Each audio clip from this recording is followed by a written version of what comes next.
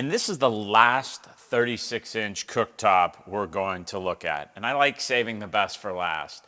Wolf 36-inch gas cooktops are my personal favorite.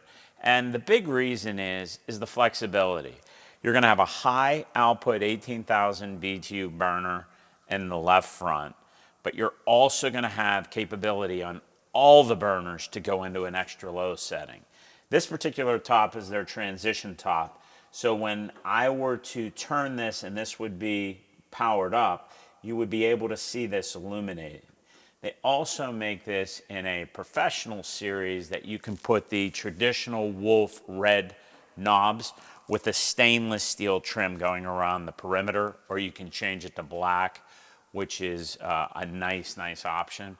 But be sure to check this out as well as all of our other tops. But again, the reason why I like this is because of the high output burner capability, which all of our cooktops are going to have.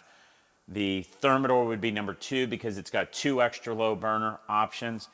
But the main reason why I prefer the Wolf over all of them, all these burners will go down into an extra low setting because of their stacked burner system.